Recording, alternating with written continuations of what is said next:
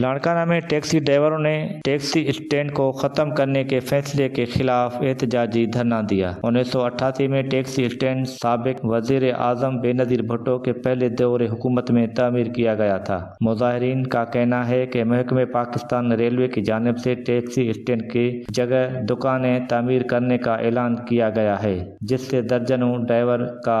روزگار متاثر ہوگا۔ یہ ہمارا ٹیکسی اسٹینڈ ہے، یہ ختم کیا جا رہا ہے، یہ دکان بنانے ہم یہ گزارش کرتے ہیں تو بلاول بھٹو صاحب زرداری سے، آصفہ بھٹو صاحب زرداری سے، بلیال ٹالپور سے، جمیل سمرو سے گزارش کرتے یہاں کا جو ٹھیکہ بنا ہوا ہے یہ کینسل کیا جائے، یہ ہمارا ٹیکسی اسٹینڈ ہمارے کو دیا جائے۔ اگر یہ ٹیکسی اسٹینڈ ہمارے محترمہ ہے ملنی ہے، مہربانی کرے برائے مہربانی میں ٹیکسی اسٹینڈ دکانہ نہ جانے، میں غریب مردم دوسرا ملازم ہوں، میں دوسرا ملازم ڈرائیور پکڑ ہوں، میں غریب روزی میں ہمیشہ میں ٹیکسی اب روزی اگر بچا پا لگوں، برائے مہربانی میں اعلیٰ وزیر اعظم میں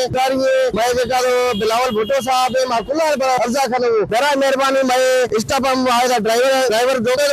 میں دکان ڈا کے لے لوں، میں کدے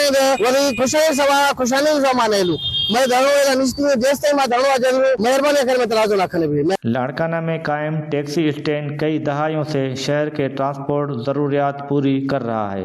جس کو ختم کرنا عوامی سہولت کے خلاف اقدام ہوگا۔ ٹیکسی ڈرائیوروں نے حکام سے مذاکرات کے ذریعے مسئلہ حل کرنے کا مطالبہ کرتے ہوئے خبردار کیا ہے کہ مطالبہ نہ مانے گئے تو احتجاج جاری رہے گا۔ کیمرہ مین شہریار اڈو کے ساتھ Nisar Lohar, west TV news, Larkana.